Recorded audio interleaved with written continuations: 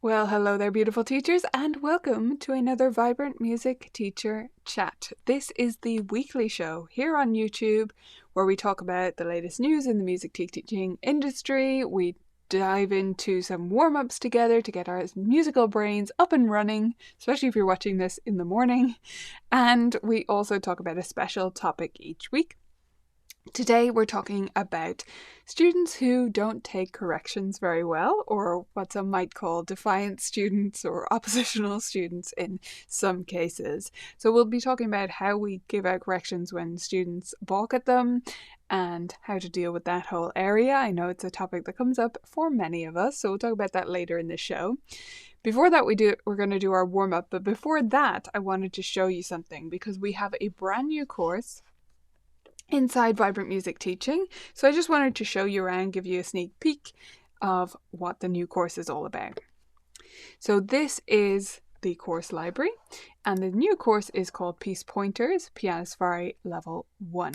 So I wanted to preview this especially because it's a brand new type of course. It's not just a brand new course, but the whole piece pointers concept is something new that I came up with, and we're going to have a series of these courses coming out. So we're starting with Piano Safari 1. And what these courses do is they go through every piece in the book. Yes, I recorded that many videos. It was a pretty epic recording day, I have to say, to do this. But I'll show you what they look like. You'll see it goes through the pieces in the book. This is not endorsed by, sponsored by Piano Safari in any way. It's just a book that I have used for a long time and love and know many members use. So I wanted to give you my perspective on teaching the pieces.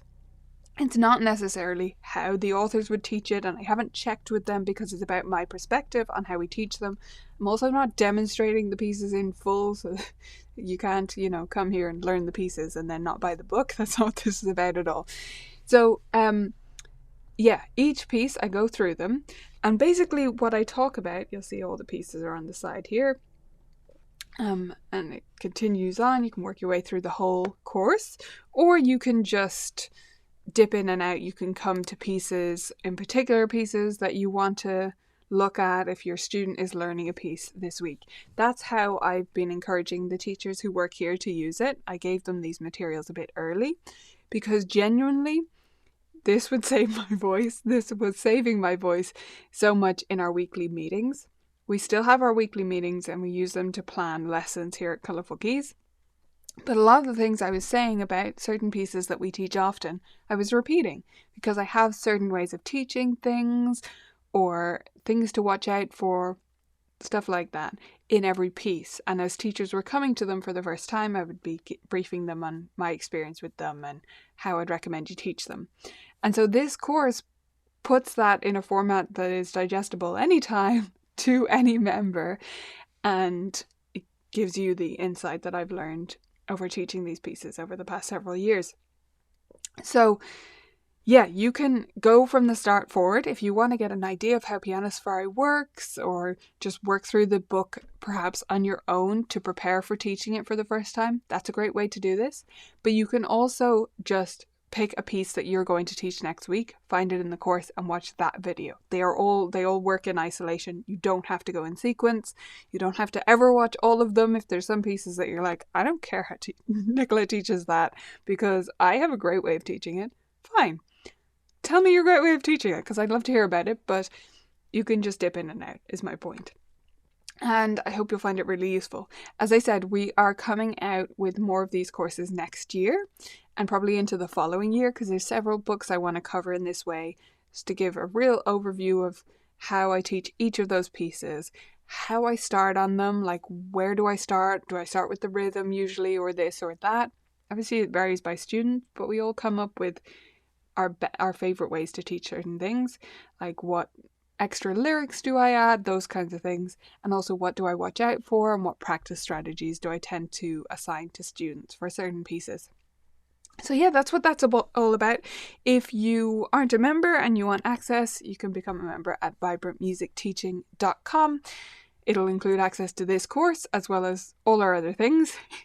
But we always say you just take it one thing at a time. J dot, many people will know, just do one thing. So if this is your one thing when you first join, that's great. If it's the games, that's great too. And if it's anything else that we have in our library, there's so much there for you to enjoy and take one step at a time without being overwhelmed by it. So yeah, that's Piece Pointers Piano Safari 1. I hope you're excited about it. I'm really excited about this new format. I think it's going to be really helpful for many teachers at all different stages of their teaching journeys. Now let's get into the warm-ups. Okay, we're going to start with rhythm today, and we'll practice our rhythm just counting it first. So if you're not familiar with these are Rhythm Railroad, another VMT resource that we use here on the show because I think they're fun for teachers too, and they get your brain and your body moving, especially, as I say, if it's the start of your day or the start of your teaching day for you. So the yellow one is touch your head. The aquamarine kind of one, tealy kind of one, is one hand on your lap or on a table, closed piano lid. The blue is a clap. And the pink one looks like a wave. It is a wave, but on short notes, I encourage students to think of it as a chop, a karate chop. They like that because you can't wave unless you have a long note. Okay, so let's practice it together. It goes 1, 2, 3, 4. 1 and 2 and 3 and 4 and 1, 2, 3, 4. 1, 2 and 3, 4. 1, 2 and 3, 4. 1, 2 and 3, 4. Did I mess that last part up? I think I did. Anyway, that gives us an idea. That's how I start these with students, especially at this level. We would tend to be counting metrically, but for some we would do it in ta and tt, or we would alternate on different ones. So we're going to go straight for the plain, the faster version of the track. It's going to have a 1 bar, 1 measure count in, 4 beats, and then we're going to try it together. Don't be shy. You're just at home. You're not on YouTube Live, so you can do it. Okay? Get involved. Let's do it.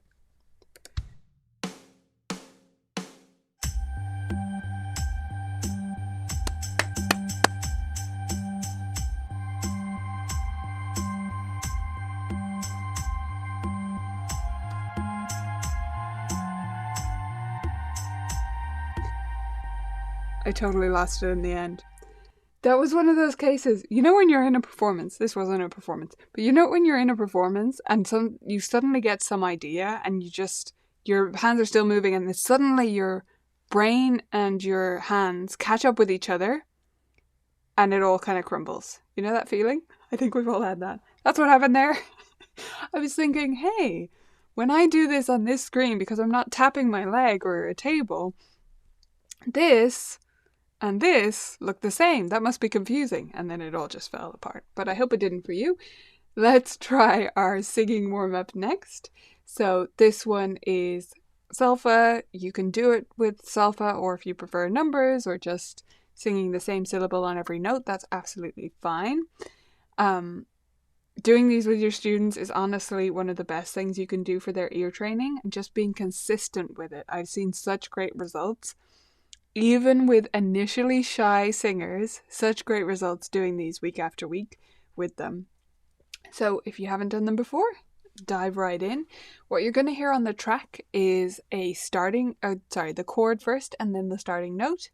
And then there will be 1 measure or 1 bar of count in, so 3 beats in this case. And then it will start. Let's give it a go.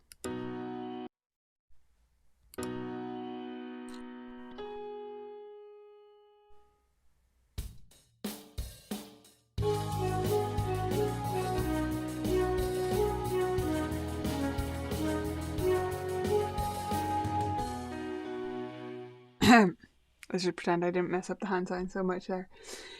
Okay, I hope you sang along. Really fun, really great way to work on ear training.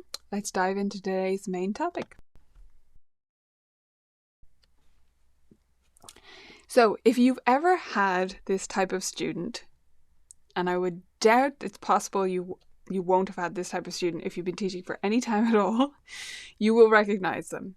This is the student who pushes your hand away when you try to demonstrate something on the piano, claims they've got it when they couldn't possibly have it yet because you haven't even told them the whole piece of information or showed them the whole thing. They are the student who says they did absolutely play an F sharp when you know they played an F natural and you're just trying to let them know about it. And it is often the student who shuts down when you suggest any improvement at all. Can you recognize this student? I know I can. I know I've had this student.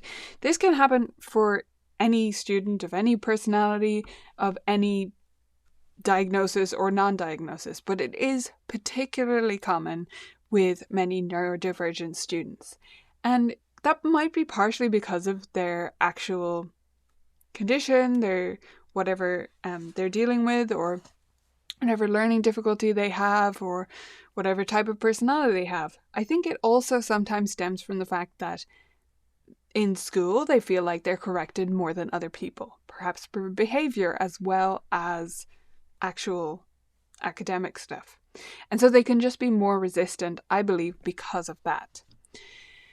So how do we deal with it?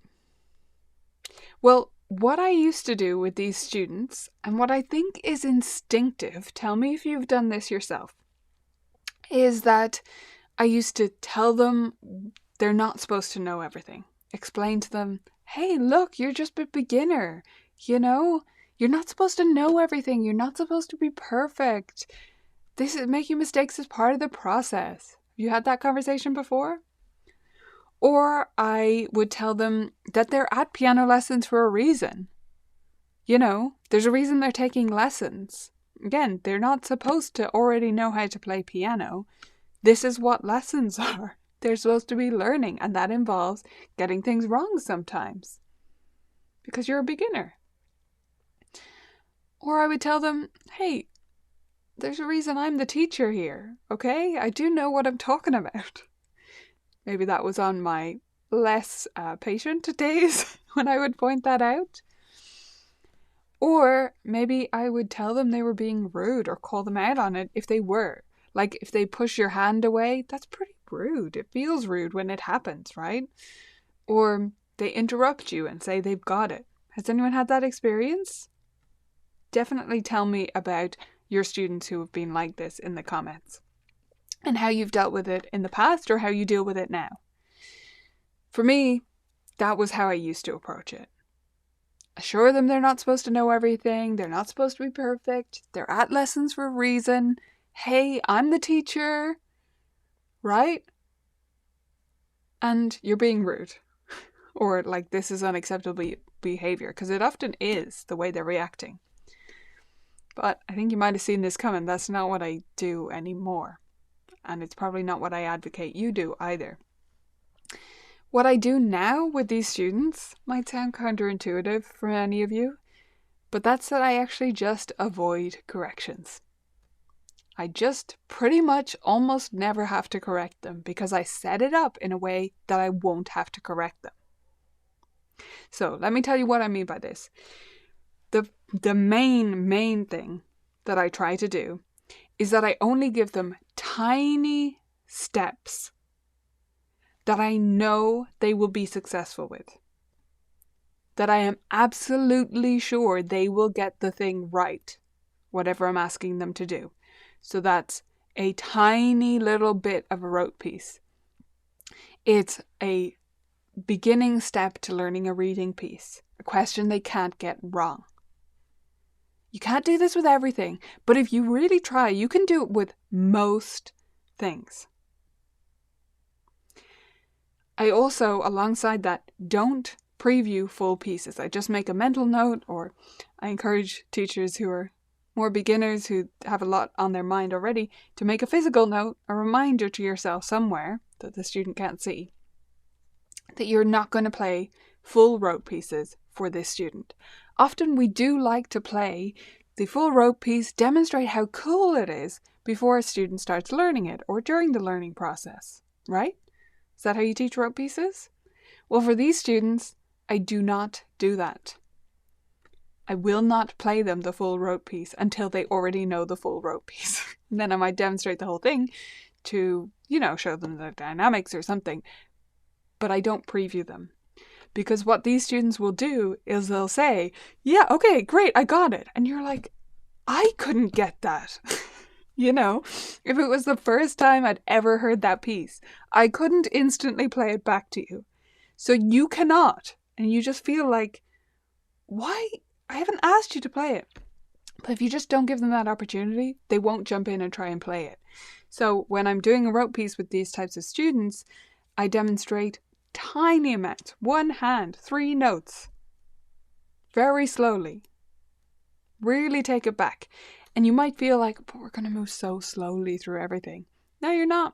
You just won't waste time. You're actually going to move faster because you won't waste time with them playing things wrong and you fixing it. You'll save tons of time. And it might teach you something about how you teach students in general. Some of these strategies will bleed through into how you teach in general so that you make things easier, smaller steps for other students when it's appropriate. Another aspect of avoiding corrections when I have to add something is a very useful phrase, which I picked up from the book Coffee with Ray. Many of you will know that book. And the phrase is, and now you're ready to. So instead of saying, okay, you got the rhythm, great, and you got all the notes right, but you're missing the dynamics, you say, you got the rhythm, you've got the notes, and now you're ready to add the dynamics. So it has built into it the fact that they're not doing anything wrong.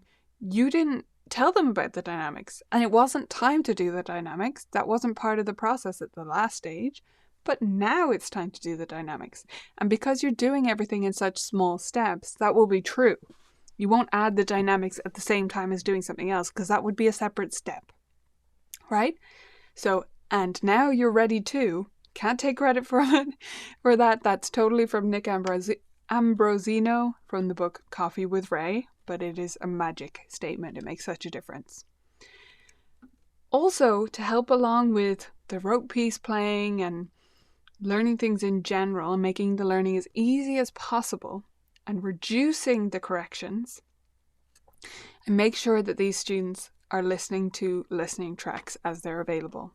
So this might sound like it runs counter to me not demonstrating the rote piece, but I feel like with these students, me demonstrating something it's implicit within that to them, even though I don't think it should be, that they should then play it after me.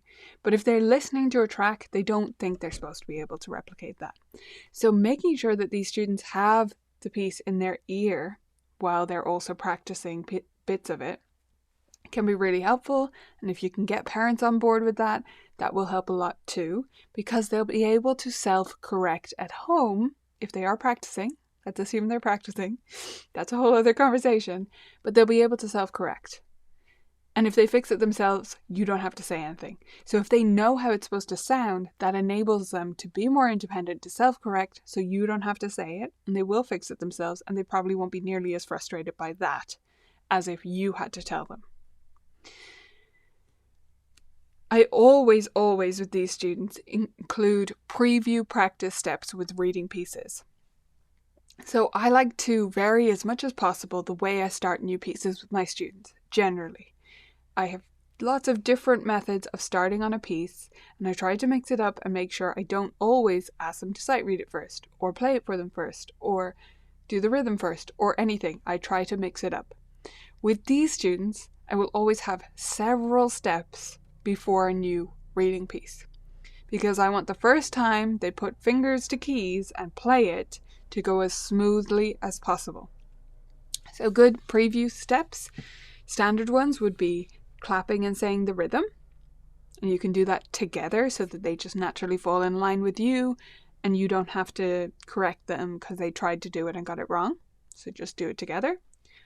You can also go through and color the intervals with them using coloring pencils, or just name the intervals together. And another preview step, which I think a lot of people don't do but is really useful for these students, is to sing it. So a lot of students like this, they won't mind getting it wrong when they're singing it, especially along with you. They'll sing slightly the wrong note, And then they'll realize what it is because you're singing the other note, and they'll kind of slide up to it and no one says anything and we all move on and they don't mind. And because they've sung it through and heard you sing it through with the correct melody in the correct rhythm, they know kind of how it's supposed to sound. But you haven't demonstrated it for them, because then they'll expect to play it like you straight away. Does that make sense? It's separated from their own playing because it's singing and it's a totally different medium, right? But they do know kind of how it's supposed to sound, so we get that across. As a sort of last resort, if I do need to give a correction, I'm not saying it never happens, but if you do all the above, you won't have to give many. But if you do really need to give a correction, a good last resort is spot the difference. So instead of saying, hey, that was great, but it's actually this note there, if that's what you need to say, you play their version, play the correct version, tell them to spot the difference. Don't tell them it was their version and your version, just play the two side by side. Ask them to spot the difference. And they say, oh, there was a different note there. Once they get it, maybe you have to repeat it a few times, that's fine. Once they get it, they get where the difference is. They say, okay, great, the second one is what it says on the page, so that's what we're going to try and do. You haven't told them, you haven't called them out, nothing has happened. You won't get away with this constantly, so it's not the first option. You want to avoid situations where they play the wrong note as much as possible. But when they do, this can be a good option. Another good option is to just play or sing along with them, with the correct notes or the correct rhythm. And they have to try and stay with you. And then you never have to say what they're playing is wrong. Does that make sense? So those are two fallback options. If you need to give a correction, give them musically and imply them rather than saying them, because that will usually go across better. But for the most part, we're going to give them tiny steps that they will definitely be successful with.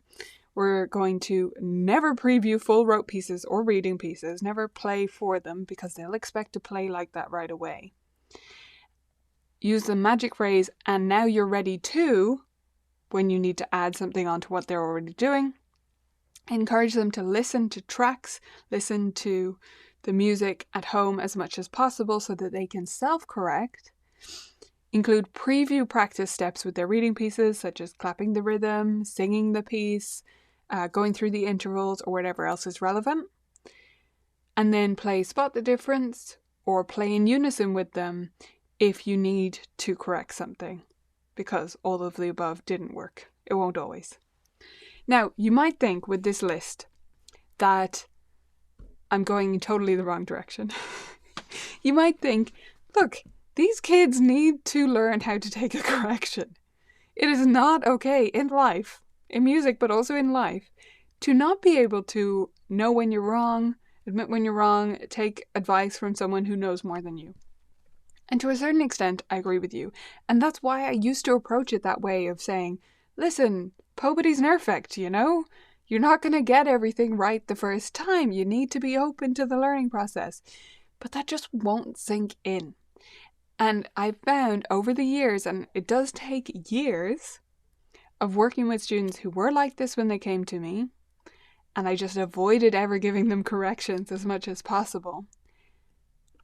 Several years in, they can take corrections fine. It resolves itself. I don't need to address that part of it directly. All I need to do is keep them happy in lessons, keep them feeling like they're doing well, and like they're competent, and like they're musical, and like piano is fun. And then they'll be able to take corrections from me because they will have had that bolstered self-esteem from going through pieces, learning them, polishing them, being successful with them, and doing that again and again so that they learn how to learn music. And also, yes, we'll have built up a better relationship so they know I think they're great. And this is not a judgment on them, but you can't get that across through a lecture in the beginning. It just doesn't work. So avoiding corrections is my absolute best advice for these kinds of students. Once their self-belief is strengthened, which may take years, they can take on board the advice from you because it doesn't it doesn't damage their own self-belief. It doesn't damage who they think they are as a musician or a learner or whatever. This really could take years, so be patient with it, please. And these can be some wonderful students. There's no reason they can't learn music. We just have to avoid corrections, and you might even learn something from them that you can apply to your other lessons.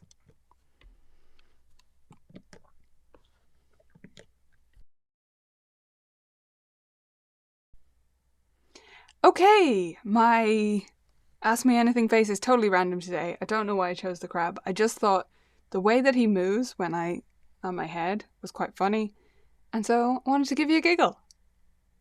If you're not familiar, this is something I do for the Ask Me Anything section, so if you do have a question, please ask it now and I'm happy to answer it. And I generally put on a silly filter while I take questions, so that the more questions you ask, the longer I have a crab on my face. Right? Okay, I'm going to go through the comments in case you need some time to formulate your questions, so do ask them now, because I'll only stick around while I have questions to answer. Denise said, the student I have does not like me playing with him. He feels he wants to do it on his own. Yeah, for sure. That's why that's the last resort. And I gave you two options there. So there's spot the difference or playing in unison with them. If you avoid the corrections as much as you possibly can, like they should be rare, then you do have those fallback options, just in case. At the start, Denise said, many times these students want to run the lesson. No, I'll show you this, then this, then this. I'm thinking of using this category cards, playing songs, improvise, etc. Yeah, so we have those visual lesson plan cards, if you remember, Denise. Those are in the library. Those can be really handy so that they get some control over the lesson. That's almost a separate thing to me. They might be correlated, but I would treat those as separate issues, like they want control of the lesson versus they can't take corrections. But if you do have students who want control of the lesson, those visual lesson plan cards can be great. So they choose the order of activities, but you still have control. And there really is no substitute for you, say, like taking control of the lesson. You can't let them run the show. You can't give them all the power in the situation, or it just won't go smoothly. It doesn't facilitate their learning that way, in my view, especially for younger students who really can't structure their own time in that way, right?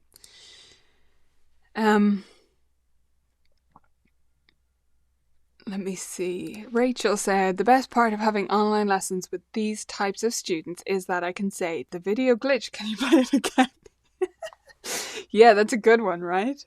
I don't teach much online anymore, but yeah, that is handy for sure. Oh, well, I didn't quite hear that. Could you just play it again for me?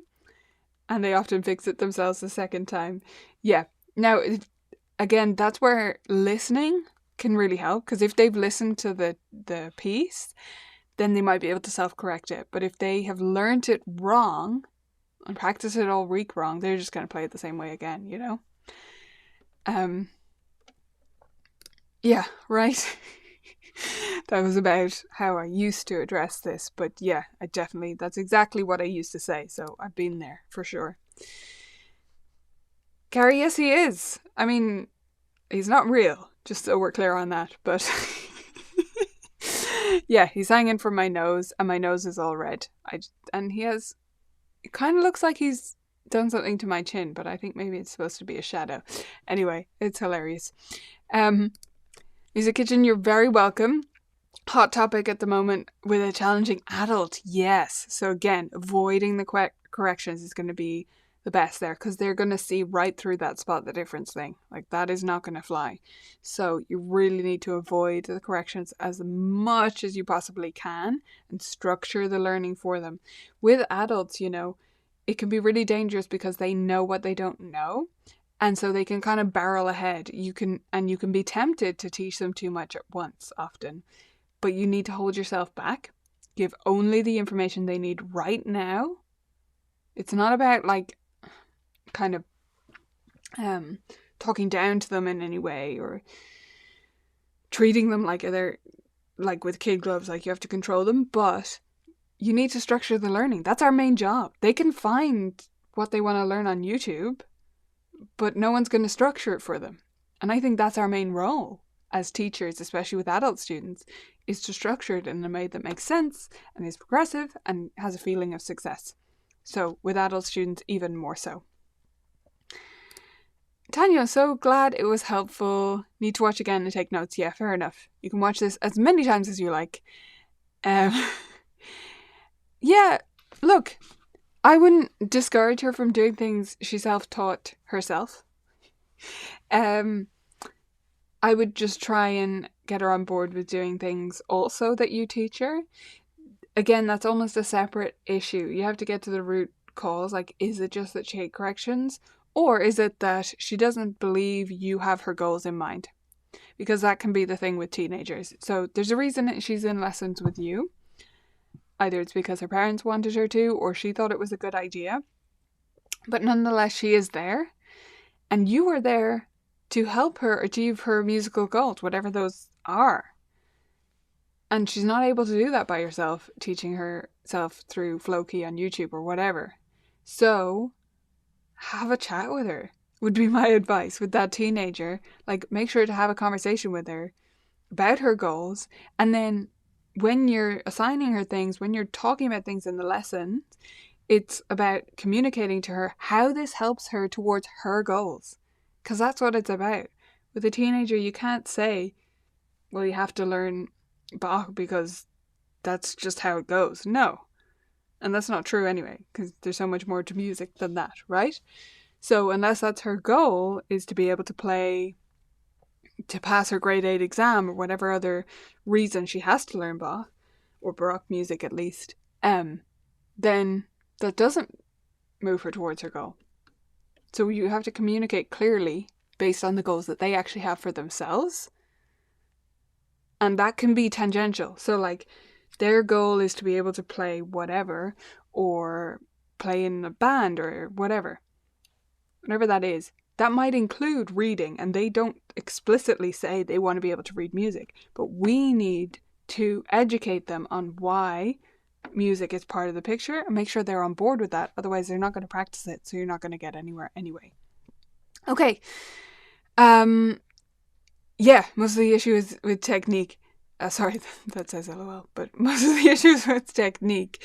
So yeah, again, communicating well. And this is where demonstrating your own playing of something that they would be jealous of, even for like a bar, can get you so far with a student like this. So just showing them, hey, listen, look, I can play. If you want to be able to play like this and show them something virtuosic that they would be jealous of, whatever's relevant to her, and you know she would like, say, if you want to be able to do this, I can show you the technique to get you there. But if you play with flat fingers, stiff wrists, whatever, you can't do this. It is physically impossible. And I show them, like, if I try to do this without rotation, here's what it looks like, and here's the fastest I can go.